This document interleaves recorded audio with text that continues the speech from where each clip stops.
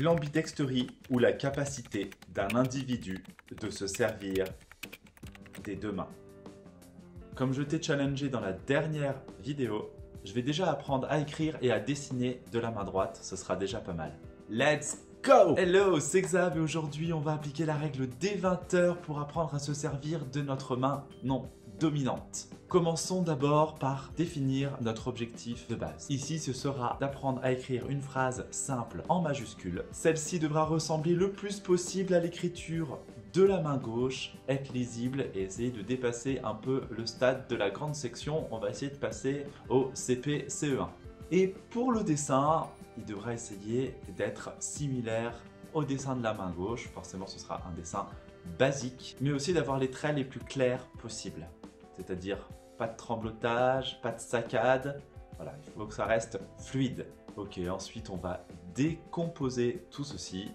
On va travailler les traits verticaux, horizontaux, en diagonale, les ronds, les cercles, les spirales, les carrés, les rectangles. Enfin, toutes ces formes-là qui vont m'aider à développer un peu plus le poignet, la dextérité au niveau des doigts et aussi l'endurance parce que ça va fatiguer assez vite. Simplement à m'entraîner à écrire la phrase finale que je devrais écrire et quelques lettres de l'alphabet. On passe à la suite, rechercher les ressources nécessaires. Je vous ai cité plus haut ma manière de décomposer. Je pense que j'ai pas besoin de rechercher plus de systèmes.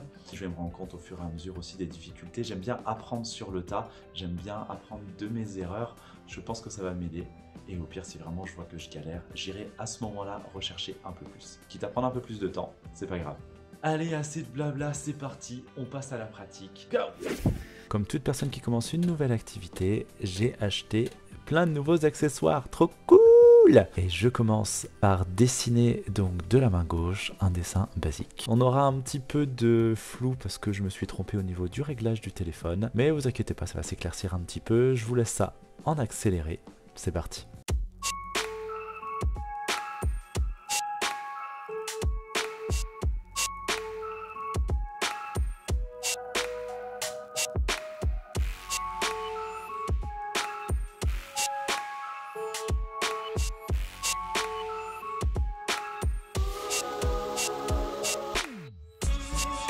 Voilà, on lui fait tirer la langue et c'est parti, on reprend le crayon de papier de la main droite et on commence à crayonner, on essaye de reproduire le même dessin, mais effectivement j'ai eu un peu de complications.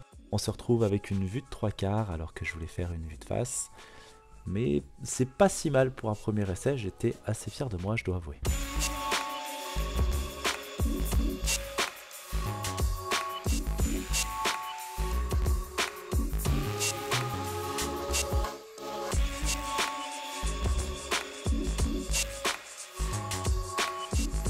On passe à l'écriture. Donc j'écris de ma main gauche. Puis de la main droite en attaché pour tester. La main est très crispée comme pour le dessin. Je me sens vraiment incapable de bouger dans les amplitudes dans lesquelles j'ai envie. Donc il va y avoir un gros travail à faire au niveau du relâchement.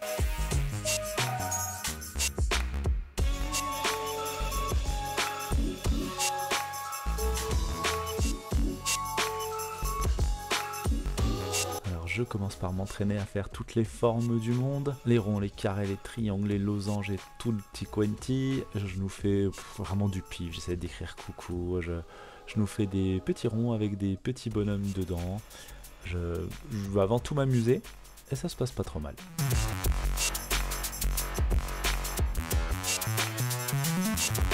Oh, décidément, qu'est-ce que je suis assidu. Un grand merci à mon pote Baptiste pour ce joli bureau et cet espace de travail qui m'a bien servi.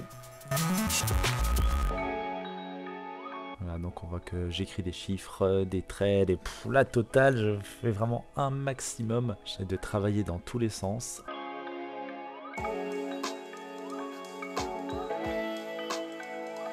Une petite soif, je nous fais des bruitages à la bouche. Glou glou glou glou glou glou glou glou. Ah, dis donc, elle est trop bonne cette eau. Allez, hop là, pose-toi là, toi. On squeeze la musique.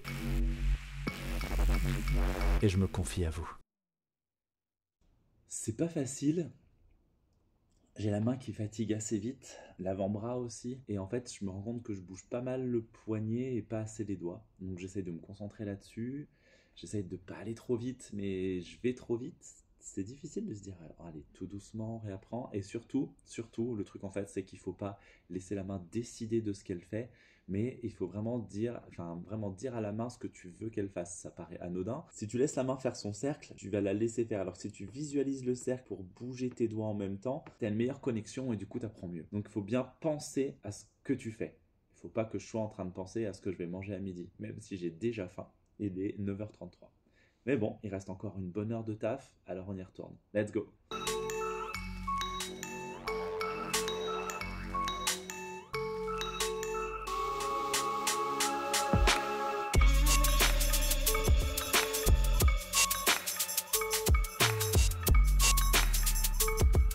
Alors, je vous montre le résultat pour l'instant. Voilà, ça donne ça. C'est pas mal, ça progresse. J'ai remarqué que là où j'ai du mal, c'est quand j'arrive au bord de page, j'ai du mal à m'adapter avec mon poignet. Quand je suis au début, ça va à peu près. Dès que j'arrive à la moitié, ça va. Par contre, dès qu'il y a un obstacle à ma main, à mon poignet, à mon bras, bah, ça devient compliqué. J'arrive plus à tout adapter pour que ça puisse fonctionner. Donc ça part un peu en cacahuète sur les bouts et à s'écarter les lettres. Enfin voilà, j'ai du mal à rester vraiment fixe là-dessus. Faut que j'essaye avec une feuille à plat. Je vais en arracher une et puis on va tester à plat. Moi, je vais arracher celle-là et puis on va faire de l'autre côté comme ça. Allez hop! Et c'est reparti! Alors effectivement, c'est beaucoup plus facile avec la feuille à plat, mais bon, on cherche plus d'excuses, faut quand même avancer.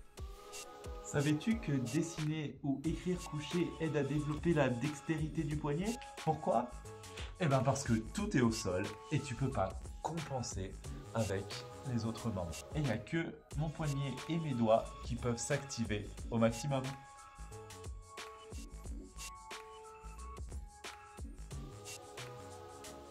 On continue de s'entraîner, on continue de pratiquer, on continue de s'améliorer.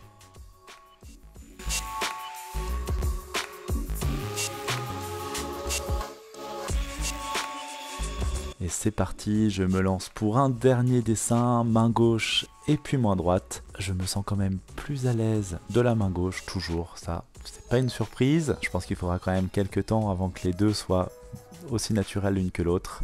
Je te laisse profiter de la comparaison.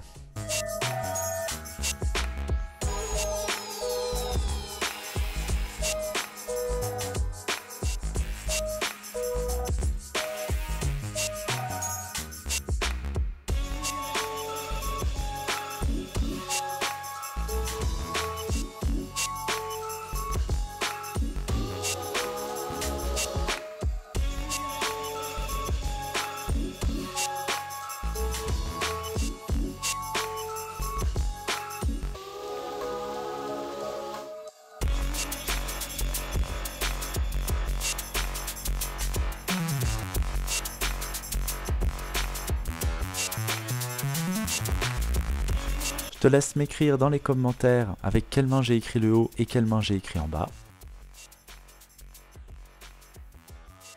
Et voici le dessin que tu as vu juste avant.